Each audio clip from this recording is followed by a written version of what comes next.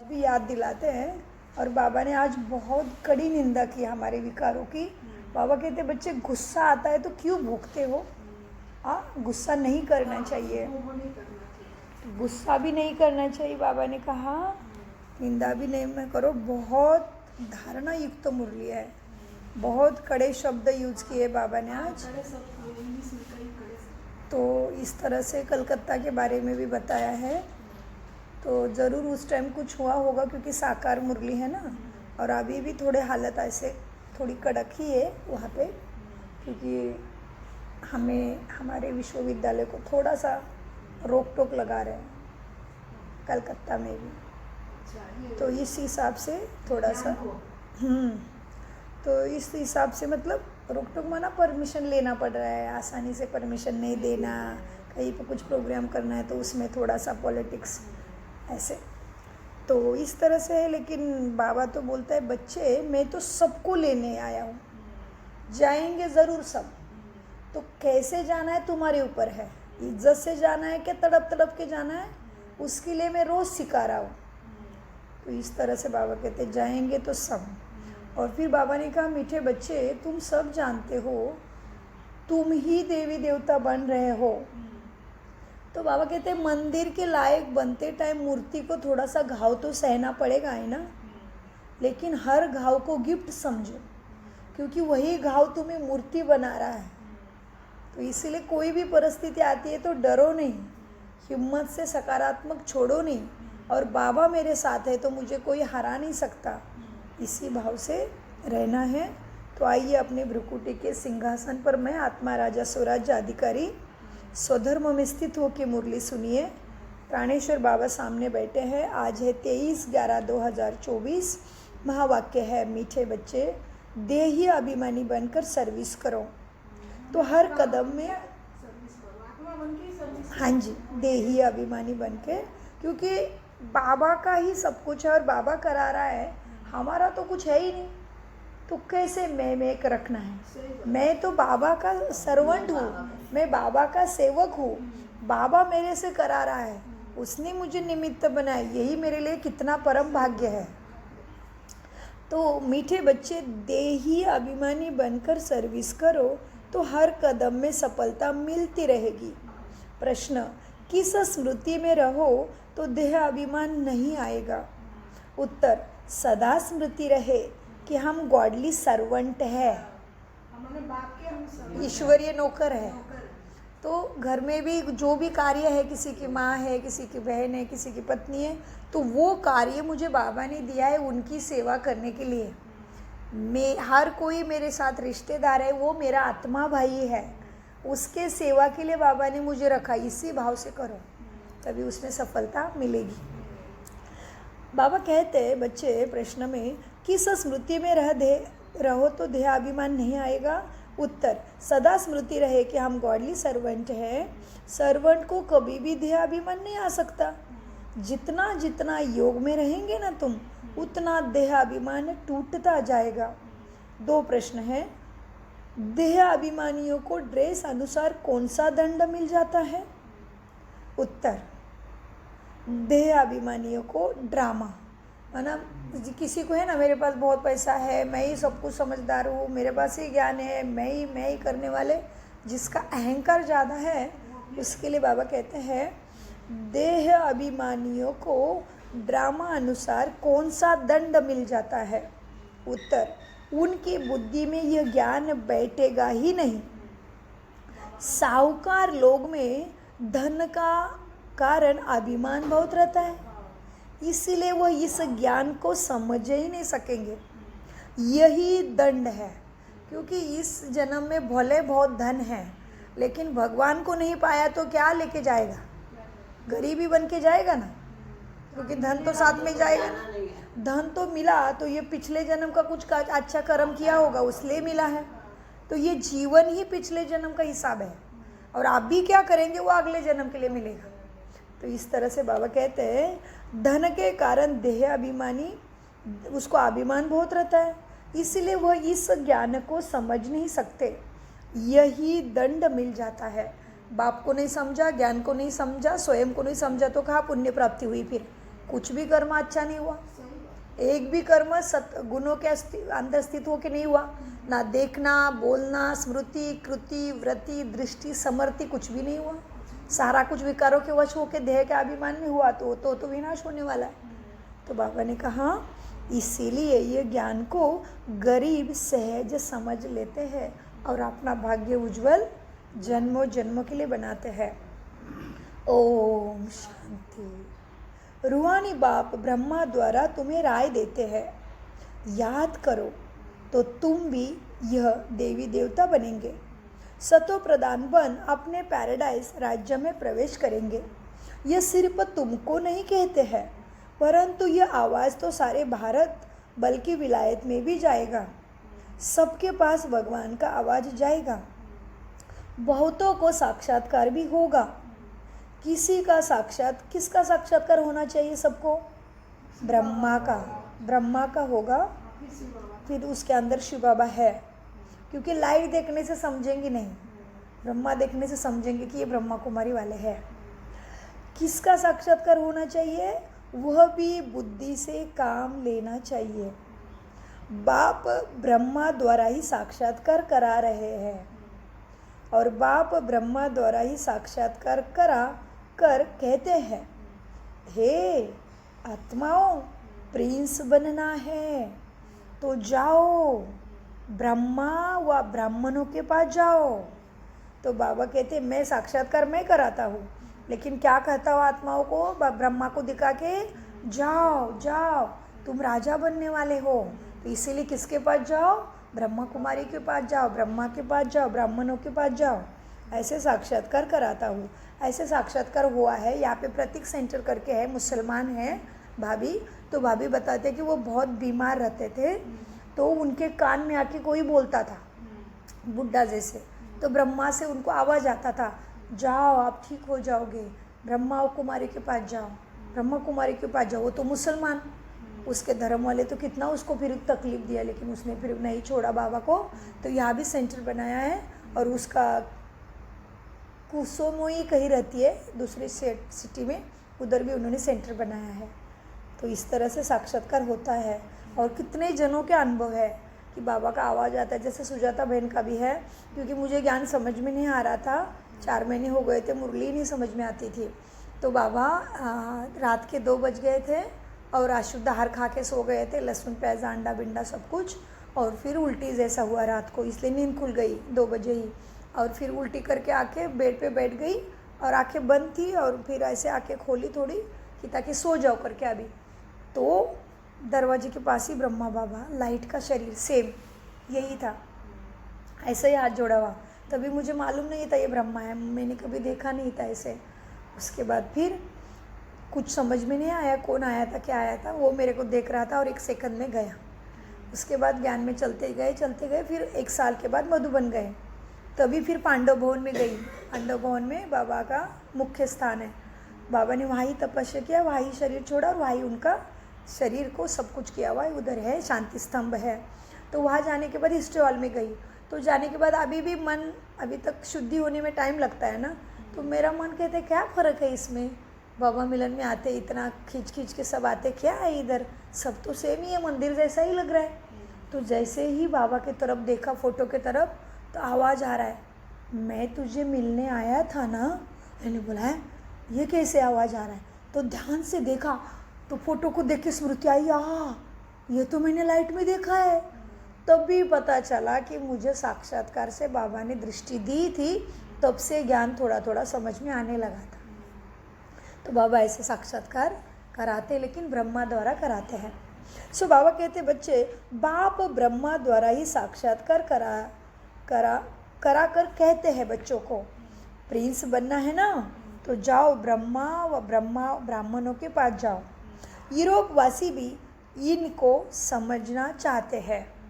Bharat paradise था तो किसका राज्य था, यह भी पूरा कोई नहीं जानता। पैराडाइज माना स्वर्ग, भारत ही हेवन स्वर्ग था ना।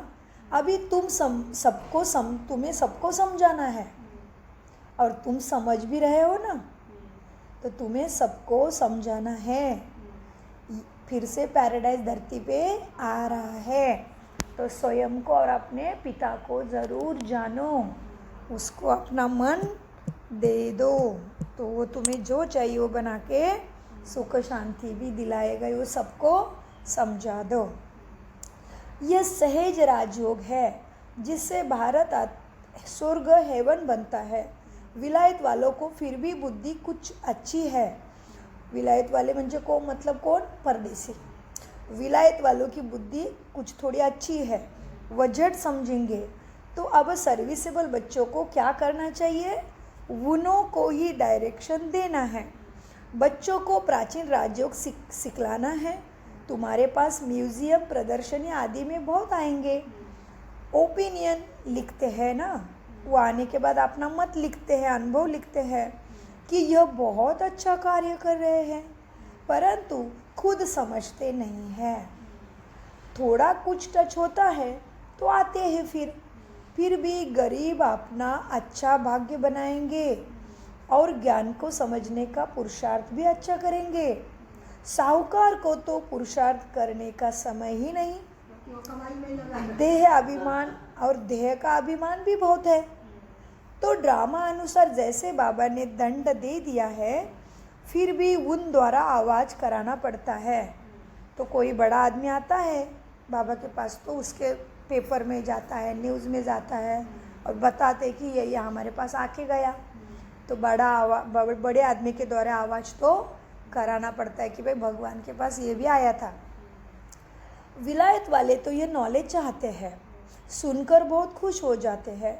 गवर्नमेंट के ऑफिसर्स पिछाड़ी कितनी मेहनत करते हैं, परंतु उन्हें फुर्सत ही नहीं है। तुम ऑफिसर्स को समझाते हो, लेकिन उनके पास समय नहीं है। उन्हों को भल घर बैठे भी साक्षात्कार हो जाए तो भी बुद्धि में नहीं आएगा। तो बच्चों को बाबा राय देते हैं, बच्चे सबकी ओपिनियन अच्छी इकट्ठी करके उनका एक अच्छा किताब बनावे। राय दे सकते हैं, देखो कितना सबको यह अच्छा लगता है। सभी का अनुभव का एक बुक बना दो। विलायत वाले व भारतवासी भी सहज राजयोग जानना चाहते हैं। स्वर्ग के देवी देवताओं की राजाई तो सहज राजयोग से ही भारत को प्राप्त होती है। तो क्यों ना ये म्यूजियम आदि गवर्नमेंट हाउस के अंदर भी लगा दो, जहाँ कॉन्फ्रेंस आदि होती रहती है। ये ख्यालात बच्चों को सेवा के चलने चाहिए। अभी टाइम लगेगा, इतने जल्दी नरम बुद्धि नहीं होगी। गोदरेज का ताला सबके बुद्धि में लगा हुआ है। ये पुरानी मुरली अभी तो सब जान गए, एवं बाबा की बच्ची ही राष्ट्रपति पद पे बैठी है। तो ये पुरानी मुरली है, तभी इतना भारत में भी नहीं बाबा को पहचाना था इस तरह से, लेकिन अभी तो सब जान गए हैं। सभी माना नेता, अभिनेता, फैक्ट्री वाले, खेलने वाले, सब ज्ञान को अपने अंदर ले लिया है। सभी इसका अभ्यास कर रहे हैं, अपने जीवन में इसको चला रहे हैं। कितने सारे एक्टर्स तो बोल रहे हैं हम 4 बजे उठना शुरू किया है। तो बाबा कहते हैं बच्चे, आवाज़ निकलेगा तो रिवॉल्यूशन हो जाएगा। हाँ, होना भी चाहिए। बोलो, गवर्नमेंट हाउस में भी म्यूज़ियम हो तो बहुत फॉरेनर्स भी आकर देखेंगे। विजय तो बच्चों की ज़रूर होनी है, तो तुम्हारे ख्यालात चलने चाहिए, लेकिन देही अभिमानी को ही सर्विस के ऐसे अच्छे ख्याल आएंगे कि ये करना चाहिए।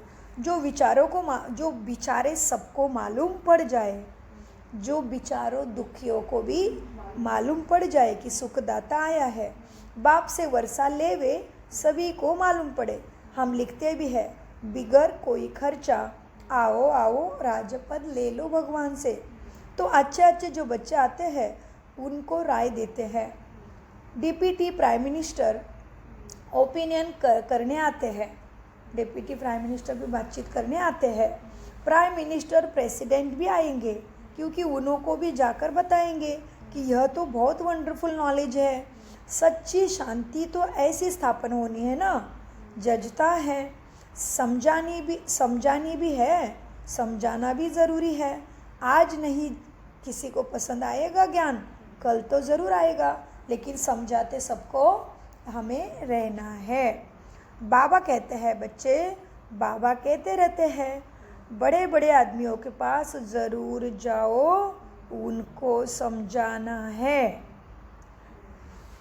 फिर बाबा के जल्दी नहीं आते ना, जी जी जी घमंड रहता है। जी, टाइम नहीं बोलते ना, तो समझाना ज़रूर है उनको, आगे चल के सब समझेंगे। मनुष्य की बुद्धि अभी तमोप्रधान है ना, इसलिए उल्टा काम करते रहते हैं। दिन प्रतिदिन और ही तमोप्रधान बनते जाएंगे। उल्टा काम करने के कारण सत्य ज्ञान को पहचानने के लिए बुद्धि तैयार नहीं है। तुम समझाने की बहुत कोशिश करते हो कि यह विकारी धंधा बंद करो, अपनी उन्नति करो। बाप आए हैं पवित्र देवता बनाने।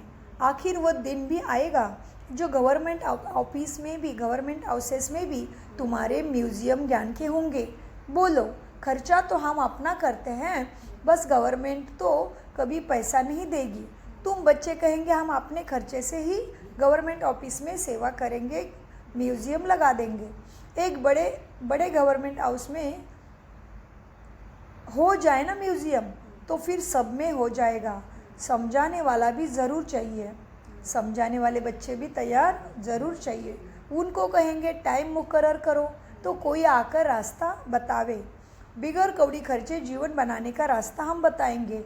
यह है सहज राजयोग। सहज माना सहज ही राजाई प्राप्त करने के लिए इसमें कोई खर्चा, दिन भर तप में बैठो, इतने बड़े लोग बुला के उनके साथ सेवा में लग जाओ, कुछ नहीं। पहाड़ी पे चढ़ के तीर्थ यात्रा पे जाओ, नदी में बैठो, गंगा में बैठो, ऐसे कुछ भी नहीं। घर बैठे देवी देवता बन जाएंगे। तो बाबा कहते हैं उनको समझा, बिगर कौड़ी खर्चे हम आपको राजाई का ज्ञान देंगे, ज़रूर आके समझो। और सब आके समझने वाले हैं, ये होने वाला है। परंतु बाप बच्चों द्वारा ही सबको बताते हैं ना।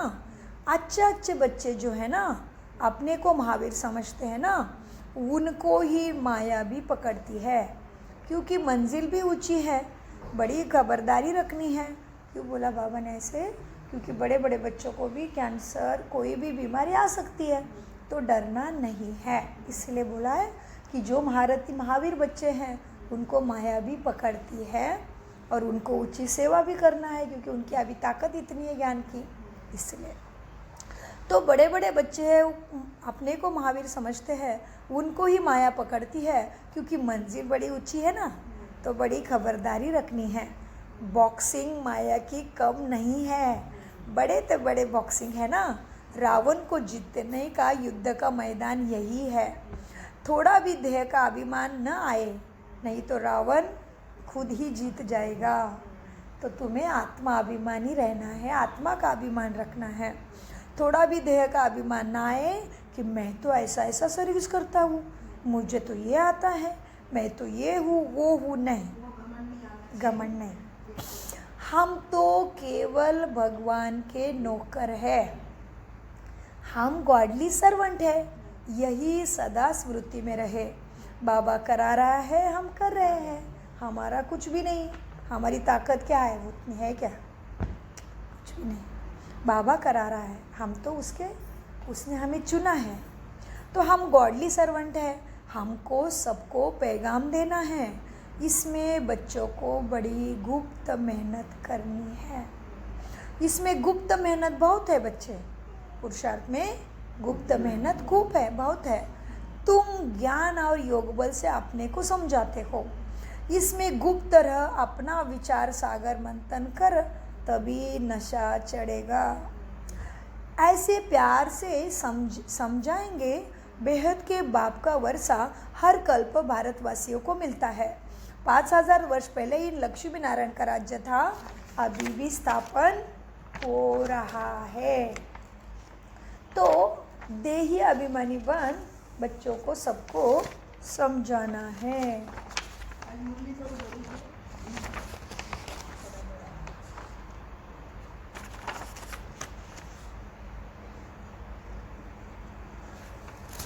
देही अभिमानी बन विचार सागर मंथन करना होता है कि आज हमने फलाने प्राइम मिनिस्टर जाकर समझा है और फलाने प्राइम मिनिस्टर को जाके समझाना है। ऐसे सेवा के प्लान भी देही अभिमानी बन के ही करना है।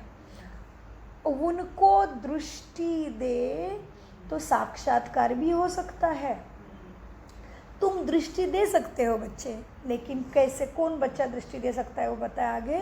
तुम दृष्टि दे सकते हो अगर तुम देही अभिमानी होकर रहोगे तो तुम्हारी बैटरी बढ़ती जाएगी, तुम्हारी दृष्टि से भी उसको तीर लग जाएगा। आत्मा ही समझो बस, शरीर नहीं देखना है। देही अभिमानी होकर बैठे तभी आत्मा बैटरी तुम्हारी भरती रहेगी और तुम दृष्टि भी दे सकते हो, तुम्हारी दृष्टि से साक्षात्कार भी होगा। लेकिन अपने को आत्मा समझ बाप से योग लगाएंगे तब बैटरी भर सकती है। हाँ, गरीब बच्चा झट अपनी बैटरी भर सकते हैं क्योंकि वो निरंतर बाप की याद में रहते हैं, बाप को बहुत याद करते हैं गरीब बच्चे। ज्ञान भला अच्छा है, योग कम है तो भी बैटरी भर ना सके, पुराने संस्कार मिटेंगे नहीं क्योंकि देह का अहंकार बहुत रहता है। तो ज्ञान हो कि भी योग तेज नहीं है तो बैटरी नहीं भरेगी। कई बच्चों में ज्ञान बहुत है, योग कुछ भी नहीं, इसलिए ज्ञान बाण में जौहर नहीं भरता। तलवार में भी जौहर होता है ना, वही तलवार 10 रुपए में भी मिलती है, वही तलवार 50 रुपए में भी मिलती है। इसलिए देखो गुरु गोविंद सिंह की तलवार का भी गायन है उनके शास्त्रों में, लेकिन हिंसा की कोई बात नहीं। देवताएं तो डबल अहिंसक है ना। आज भारत ऐसा, कल भारत ऐसा पावन बनने वाला है, तो बच्चों को कितनी खुशी होनी चाहिए कि कल हम रावण राज्य में थे तो कितना दुखी नागदम था और आज हम परमपिता परमात्मा के साथ रहते हुए कल्याणकारी पुरुषोत्तम संगम युग पर भगवान के गोदी में है, उसके छत्र छाया के अंदर है। तुम आगे क्या होने वाले देखो, तुम अब ईश्वरीय परिवार के हो, सतयुग में तुम होंगे देवी देवता बहुत अच्छा दैवी परिवार के। अब स्वयं भगवान हमको पढ़ा रहे हैं तो हमको कितना प्यार मिलता है भगवान का। आधा कल्प रावण का प्यार मिलने से बंदर बन पड़े हैं। अब बेहद का बाप का प्यार मिलने से तुम, बेहद के बाप का प्यार मिलने से तुम पूरा राजा रानी बनेंगे। देवता बन जाते हो। 5000 वर्ष की बात है, उन्होंने इस 5000 वर्ष को लाखों वर्ष कह दिया। यह भी तुम्हारे जैसे पुजारी था ब्रह्मा, सबसे लास्ट नंबर झाड़ में खड़ा है ना। सतयुग में तुमको कितना आता धन था, फिर जो मंदिर बनाए उसमें भी तुमने इतना आता धन लगाया है, जिसको आकर मोहम्मद गजनवी ने 17 बार लूटा सोमनाथ का मंदिर। मंदिर तो और भी होंगे ना, प्रजा के भी मंदिर होंगे। प्रजा तो और ही साहूकार होती है सतयुग में, प्रजा से राजे लोग कर्जा उठाते हैं। यह बहुत गंदी दुनिया हो गई है, सबसे गंदा मुल्क है कलकत्ता। इनको चेंज करने की तुम बच्चों को मेहनत करनी है, जो करेगा सो पाएगा। देहाभिमान आया तो गिरा, मन मनाभव का अर्थ बच्चे नहीं समझते हैं, इसलिए देहाभिमान आ जाता है। सिर्फ श्लोक कंठ कर लेते हैं, उससे सद्गति नहीं होती।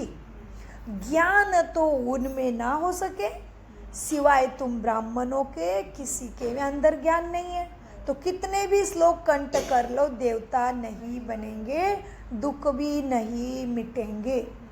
कोई मठपंथ वाला देवता बन ना सके। प्रजापिता ब्रह्मा कुमार कुमारियाँ ब्राह्मणा बिगर देवता कैसे बन सकेंगे? जो कल्प पहले बने वही बनेंगे। टाइम तो लगता है ना, झाड़ बड़ा हो गया तो फिर वृद्धि को पाता जाएगा। चीटी मार्ग की विहंग मार्ग होना है। चीटी मार्ग सेवा स्लो थी तभी, तो जोर जोर से गुप्त मार्ग से होनी है। वो ब्रह्मा बाबा अव्यक्त होने से सेवा जोर से होने लगी, क्योंकि बाबा फरिश्ता बन गया। तो निरंतर सेवा में शरीर का तो कंट्रोल है, शरीर का तो लिमिट है, इसका आराम भी देना पड़ता है, इसका ध्यान भी रखना पड़ता है, इसको खिलाओ पिलाओ सुलाओ, इसमें तो आत्मा को लिमिट है। लेकिन जब ये बॉडी लाइट की बन जाती है, फरिश्ता बन जाते हैं, तो 24 आवर सर्विस करो। तो बाबा बोलते हैं चीटी मार्ग की सर्विस हो रही है, विहंग मार्ग की भी होनी है। बाप समझाते हैं मीठे बच्चों, बाप को याद करो तो तुम जल्दी से जल्दी ऐसे लाइट का शरीर ब्रह्मा जैसे बनेंगे। तो निरंतर सेवा, जैसे हीना बन गए। हाँ, मीठे बच्चे, बाप समझाते हैं बाप को बहुत याद करो, स्वदर्शन चक्र भी फिराते रहो कि मैं परम धाम में रहने वाली बाबा की लाडली तेजस्वी आत्मा हूँ। और फिर मैं ऐसे देवी देवता बन के सतयुग में आई, फिर मेरा ऐसा ऐसा महल था, ऐसी प्रजा थी। देखो अपना जितना देख सकते मनसा में देखो, उसमें खो जाओ। उसके बाद देखो फिर उतरते उतरते राम की दुनिया में राम भी राज्य करा, राम बन के भी राज्य करा, नारायण बन के भी राज्य करा, वो चित्रण करो। उसके बाद आ जाओ अभी नीचे, द्वापर युग से मंदिरों में पूजा शुरू की और अभी हर तरफ मेरी ही पूजा हो रही है। तो देवी देवताओं के मूर्तियों में जाके बाबा को स्वतः मस्तक पे धारण करके सभी भक्तों को मैं ही सकाश दे रही हूँ कि सभी अपने सुखदाता के पास, मुक्ति जीवन मुक्तिदाता के पास दौड़े चले आ रहे हैं, सभी सुख को प्राप्त हो रहे हैं। जितना सुंदर चिंतन कर सकते करो, मंदिरों में जाके अपने घर के मूर्तियों के अंदर भी बैठ जाओ। और फिर मैं अभी ब्राह्मण बनी हूँ, साधारण शरीर में भगवान मुझे पढ़ा रहा है, ब्रह्मा बाबा को जैसे पढ़ाया उतना ही प्यार से। और फिर अभी इसी शरीर के द्वारा मैं आत्मा का मन बुद्धि से पुरुषार्थ करके लाइट का फरिश्ता बाप समान गुणवान बन रही हूँ, सर्वगुण संपन्न मैं बन रही हूँ। इसको सोचते रहना, माना सो का दर्शन करते रहना। तो ज्ञान की तलवार चलाना, बुराई को नष्ट करने का स्वदर्शन चक्र चलाना, ऐसे ऐसे सारे जो गदा है अपनी ज्ञान की वो हमेशा स्मृति में रखना। तो जो भी अपना ताज का मुकुट, बाबा की याद का मुकुट पहन के रखना, हमेशा माला देवताओं की याद रखना कि मुझे 116,108 में आना है या 108 में आना है, क्या अष्टरत्नों में आना है, ये सारी माला याद रखना। तो ये सारा श्रृंगार पहन के ही रहना आज। तो इसको कहते हैं अपने श्रृंगारी हुई मूर्ति को याद करो और ऐसे चिंतन करो कि मुझे मुकुट पहनना है तो ज्ञान का, याद का, मुझे गदा उठानी है तो स्मृति की, सद्गुणों की, इस तरह से। तो बाबा ने क्या बोला, अभी कहाँ पे थे कि हम अभी बच्चों को मन मना भाव करके स्वदर्शन चक्र भी फिराओ, बाप को याद करो। तुम्हारी बुद्धि में सारा 84 का चक्र है ना, तुम ब्राह्मण ही फिर देवता क्षत्रिय घराने के बनते हो। सूर्यवंशी चंद्रवंशी का अर्थ भी बाप ने समझाया है, तुम्हारे सिवाय ये अर्थ भी कोई समझते नहीं है। सूर्यवंशी चंद्रवंशी का भी अर्थ कोई नहीं समझते हैं, तो मेहनत करके समझाया जाता है। बाबा भी कितना मेहनत कर रहे, भगवान को कोई भी नहीं चाहिए हमसे, फिर भी वो रोज़ हमें ज्ञान देने की मेहनत कर रहा है। मेहनत करके समझाया जाता है, फिर भी नहीं समझते हैं, तो समझा जाता है फिर कि अभी इनका समय नहीं आया है सदगति के रास्ते पे आने का, फिर भी आएंगे। समझते हैं ब्रह्मा कुमारियों का बाहर में भी नाम ऐसा है। अंध कोई कोई तो सोचने के देखने के लिए आते हैं कि इनका नाम बहुत बाहर ऐसा है, तो एक बार अंदर जाके देखे तो क्या क्या कर रहे हैं। तो बाबा कहते समझते ब्रह्मा कुमारी का नाम बहुत है, अंदर आकर देखे तो कहेंगे हाँ ये तो बहुत अच्छा काम कर रहे हैं, ये तो मनुष्य मात्र के कैरेक्टर भी सुधारते हैं। देवताओं का कैरेक्टर देखो कैसा है, सर्वगुण संपन्न, संपूर्ण निर्विकारी, मर्यादा पुरुषोत्तम, अहिंसा परम धर्म है ना देवी देवता। बाप कहते हैं बच्चे काम महाशत्रु है, इन 5 भूतों के कारण ही तुम्हारा कैरेक्टर बिगड़ा हुआ है। जिस समय समझाते हैं उस समय अच्छा बनते हैं, फिर बाहर जाने से सब कुछ भूल जाते हैं।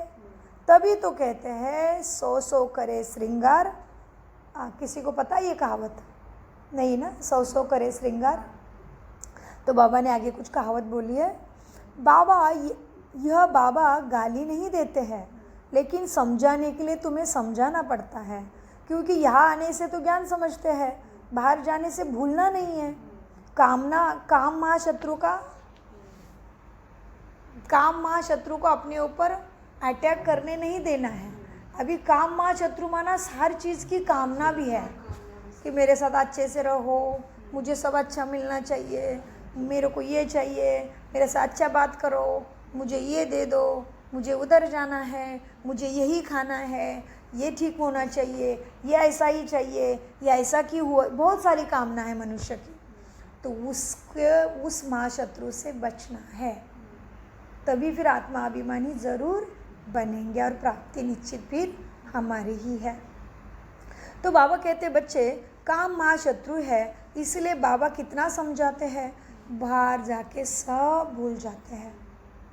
बाबा कहते बच्चे देवी चलन रखो, क्रोध में आकर भोगते क्यों हो?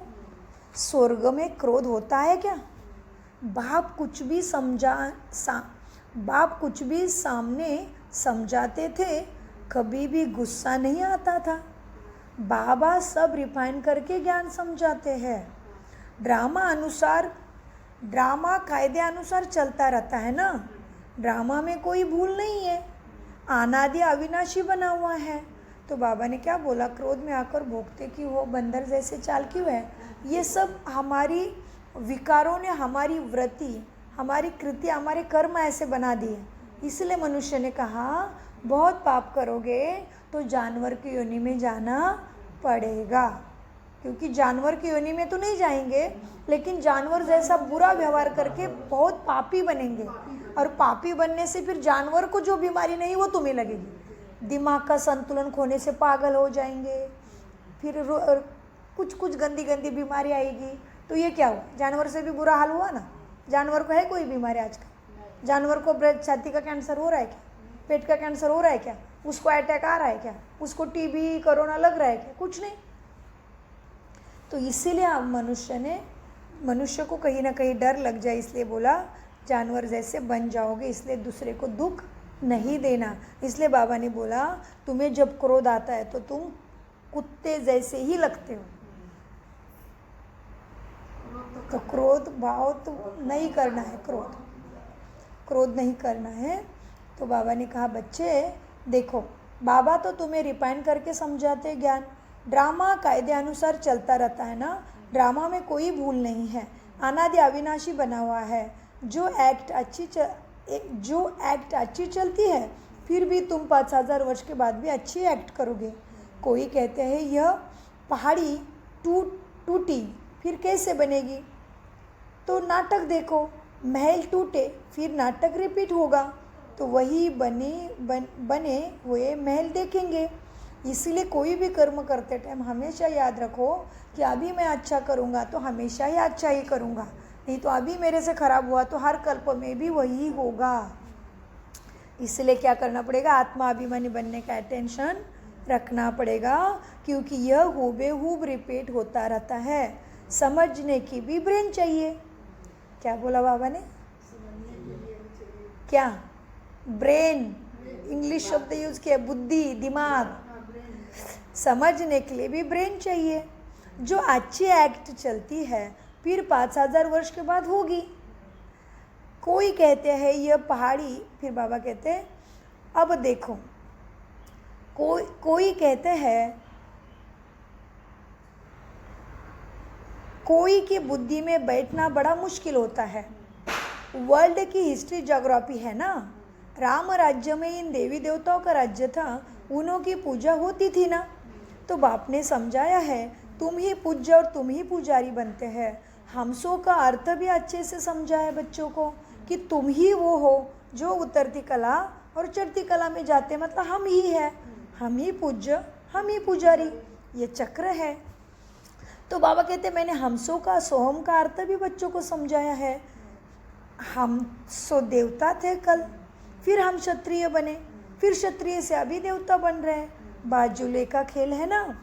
इनको तुम्हें अच्छी रीति समझना है और फिर सबको समझाने की कोशिश भी ज़रूर करनी है। बाबा ऐसे नहीं कहते कि ये धंधा दोरी छोड़ो, नहीं, सब कुछ करते हुए ये भी स्वीकारो, ज्ञान भी स्वीकारो, ज्ञान योग धारणा सेवा में भी चलो। सिर्फ सत्व प्रधान तो बनना है। हिस्ट्री ज्योग्राफी का राज भी बाबा समझाते हैं। तो तुम समझ के सबको समझाओ कि क्या था सतयुग और क्या हुआ है कलयुग। ये हिस्ट्री हुई ना, तो हिस्ट्री ज्योग्राफी का राज समझाकर समझाओ। मूल बात है और मन मना भव, मूल बात है मन मना भव। अपने को जी अपने, क्योंकि इतना सारा समझा दिया, फिर बाबा उधर ही लेके आए मुख्य। मूल बात है मन मना भव। अपने को आत्मा समझ बाप को याद करो तो सत्व प्रधान जरूर बनेंगे। याद की यात्रा है ना, वो भी नंबर 1। याद की यात्रा ही क्या है, नंबर 1।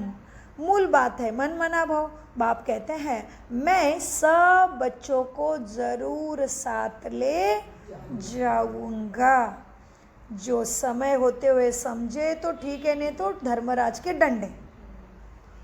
जो समझेगा वो आनंद से प्यार से शरीर छोड़ेगा, जो नहीं समझता है वो पाप से दुख से कष्ट से शरीर छोड़ेगा। इसलिए बाबा ने बोला लेके तो सबको एक साथ ही जाऊंगा। बाप कहते हैं मैं सब बच्चों को साथ ले जाऊंगा। देखो सतयुग में कितने थोड़े मनुष्य रहते हैं और कलयुग में देखो इतने ढेर मनुष्य है। कौन सबको वापस ले जाएगा? इतने सारे जंगल की सफाई किसने की? बागवान बाप है ना। खिवैया लेके जाने वाला तो बाप को ही कहते हैं ना, खिवैया। वही तुम्हें दुख से छुड़ाकर उस पार ले जाता है। पढ़ाई कितनी मीठी लगती है, क्योंकि knowledge is a source of income. Knowledge से ही तो तुम कुछ ना कुछ बनने वाले हैं। तुमको कारून का, कुबेर का खजाना मिलता है। भक्ति में कुछ नहीं मिलता है, ज्ञान में सब कुछ मिलता है। यह पाव पढ़ने की बात नहीं है, किसी के आगे दंडवत करने की बात नहीं है। ये है मन मना भव की बात। वो तो गुरु के आगे जाके दंडवत सो जाते हैं। इससे बाप तुम्हें छुड़ाते हैं। ऐसे बाप को प्यार से कितना याद करना चाहिए। वो हमारा बाप भी है, टीचर भी है, सदगुरु भी है। यह भी समझ लिया है ना, रोज आ रहा है आजकल। ये भी समझ लिया है ना, बाबा से तुम्हें वर्षा ज़रूर मिलता है। वह खुशी रहती है ना कि हम भी मास्टर भगवान बन रहे हैं। तो लिखते हैं हम साहूकार के पास गए तो बाबा हमें लज्जा आती है क्योंकि हम गरीब हैं। ये पुराना बाबा था ना, तभी साधारण वस्त्र थे ना, यज्ञ के पास कुछ भी नहीं था। अभी तो यज्ञ बहुत श्रीमंत हो गया। तभी तो दादी तो चल के जाते थे सेवा करने। दादी जानकी बताते उनके पास तो चप्पल भी नहीं थी, बिना चप्पल के जाते थे। और जगदीश भाई जी करके बहुत ऊँचे, उनको संजय की पदवी मिली है बाबा से। संजय उवाच है ना महाभारत में, तो उनके पास तो पैंट सिलाई हुई रहती थी। उनके जेब में हमेशा सुई धागा रहता था। कपड़े कभी भी फट जाते थे तो सुलाना, इतने भी थोड़ा भी नहीं था पैसा। तो इसीलिए उस टाइम की बता रहे बाबा को कि बाबा हम किसी बड़े ऑफिसर को, साहूकार को समझाने जाते हैं तो हमें थोड़ी लज्जा आती है। तो बाबा कैसे उसका विश्वास बढ़ा रहे, देखो बाबा का मतलब ये ब्रह्मा बाबा को बता रहे बच्चे सेवा का रिपोर्ट। बच्चे लिखते हैं हम साहूकार के पास गए तो बाबा लज्जा आती है, हम गरीब हैं। बाबा कहते हैं मीठे बच्चे, गरीब हो और ही अच्छा है। साहूकार होते तो बाप के पास या आते ही नहीं। अच्छा, मीठे मीठे से खिलाते बच्चों प्रति माता पिता बाप दादा का याद प्यार और गुड मॉर्निंग। रूहानी बाप की रूहानी बच्चों को नमस्ते। हम रूहानी बच्चों की रूहानी बाप दादा को याद, प्यार, गुड मॉर्निंग, नमस्ते प्यारे बाबा, नमस्ते। धारणा के लिए मुख्य सार है, बाबा कहते हैं आज हम तो वरदान और दोनों मिला के था, हाँ पूरा मिला के था बड़ा, तो फिर ऐसे ही पढ़ लिया और ऐसे नहीं किए फिर, कोई बात नहीं। क्योंकि अच्छा, हाँ वो सारा और वो सब उसका विस्तार और वो मिल गया था।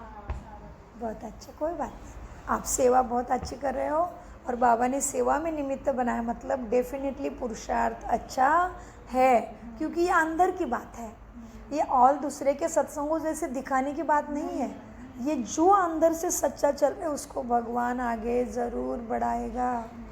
धारणा इस बाबा कहते हैं बहुत प्यार से बाबा की याद में रख के सोचना है कि हम रावण की परिवार से निकलकर हम ईश्वरीय परिवार के बने हैं, तो खुशी से रहें, खुशी खुशी बाबा को याद करना है।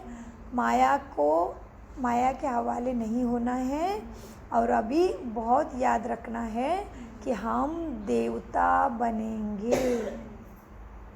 दूसरा, इस बना बनाए ड्रामा को एक्यूरेट समझना है, इसमें कोई भूल हो ना सके। ये ड्रामा बराबर है, इसमें हम कोई गलती नहीं निकाल सकते। हम नहीं भगवान के आगे दिमाग लगा सकते। अभी जो वो सुन रहा है उसमें हाँ जी में ही कल्याण है। तो इसलिए बाबा दूसरी नंबर की धारणा में कहते हैं इस बना बनाए ड्रामा को एक्यूरेट समझना है, इसमें कोई भूल नहीं हो सकती। जैसे एक्ट हुई फिर रिपीट होगी, इस बात को अच्छे दिमाग से समझकर चलो तो तुम्हें कभी भी गुस्सा नहीं आएगा, क्रोधी नहीं बनेंगे। वरदान, तूफान को भी, मुश्किलों को भी, जीवन में तूफान को भी तोहफा गिफ्ट समझकर सहज क्रॉस करने वाले संपूर्ण और संपन्न भव। तूफान को तोहफा समझ सहज क्रॉस करने वाले संपूर्ण और संपन्न भव। वरदान का विस्तार है, जब सभी का लक्ष्य संपूर्ण और संपन्न बनने का है ना, तो छोटी छोटी बातों में घबराते क्यों हो? मूर्ति बन रहे हो ना, तो कुछ तो ठोके लगेंगे ना। तो जितना आगे चलते हो उसको तूफान भी सबसे ज़्यादा लगते हैं ना। तो तुम तो विश्व समाज के सबसे आगे हो, तुम ऊंचे बन रहे हो, सुखी बन रहे हो, तुम्हारे पीछे दुनिया है सारी। तो जो जितना आगे होता है उसको तूफान भी सबसे ज़्यादा क्रॉस करने पड़ते हैं ना। लेकिन वो तूफान उन्हों को दुनिया के लिए तूफान तोहफा नहीं है, तुम्हारे लिए तूफान ही तोहफा है। क्योंकि जितनी जितनी मुश्किलात उतनी बाबा की याद ज़्यादा आती है ना। ज़्यादा सुख है तो उसमें ही जाते हैं, आज इसको मिलना है, उसको मिलना है, इधर पार्टी है उधर पार्टी है, तो उसमें दिमाग लगता रहता है। तो लेकिन वो तूफ़ान उन्हों को तूफ़ान नहीं लगता, तुम बच्चों को तोहफा लगता है। ये तूफ़ान भी अनुभवी बनने की गिफ्ट बन जाती है ना। तूफ़ान क्या होता है? अनुभवी बनने की गिफ्ट। मतलब हमें पता चलता है मुझे ऐसा ऐसा प्रॉब्लम था और मैंने ऐसे ऐसे बाबा को याद किया और मुझे कितना अच्छा अनुभव हुआ। तो तूफ़ान क्या हुआ? परिस्थिति क्या हुआ? अनुभवी बनने का तोहफा हो गया। बाबा के प्यार का अनुभव आया ना, तो क्या वो अनुभव हमेशा आगे बढ़ाएगा, है ना। इसलिए बाबा को अनुभवी बहुत अच्छे लगते हैं। अनुभवी बच्चे बाबा को हमेशा प्यारे लगते हैं। यह तूफान भी अनुभवी बनने की गिफ्ट बन जाती है। इसलिए विघ्नों को वेलकम करो और अनुभवी बनते आगे बढ़ते चलो। स्लोगन, अलबेलेपन को समाप्त करना है तो सो चिंतन में रहते हुए सो की चेकिंग करो। सो चिंतन माना सो दर्शन चक्र, जो अभी बताया ना सुजाता बहन ने, वैसे करना है। हाँ जी, सो चिंतन माना सो दर्शन करते रहना। तो मैं एक बार फिर से वरदान के विस्तार को पढ़ती हूँ, पूरा वरदान ही फिर से अब स्टडी करते हैं। तूफान को तोहफा समझ सहज क्रॉस करने वाले संपूर्ण और संपन्न भव। विस्तार, जब सभी का लक्ष्य संपूर्ण और संपन्न बनने का है तो छोटी छोटी बातों में घबराओ नहीं, मूर्ति बन रहे हो तो कुछ हैमर तो लगेंगे ही। जो जितना आगे होता है उसको तूफान भी सबसे ज़्यादा क्रॉस करने होते हैं, लेकिन वो तूफान उन्हों को तूफान नहीं लगता, तोहफा लगता है। यह तूफान भी अनुभवी बनने की गिफ्ट बन जाती है।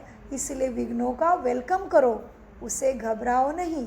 वेलकम करके और ही अनुभवी बनते आगे बढ़ते चलो। ओम शांति शांति शांति। मीठे प्यारे बाप दादा का अनगिनत पदम गुना शुक्रिया शुक्रिया शुक्रिया। कम बोलो, मीठा बोलो, धीरे।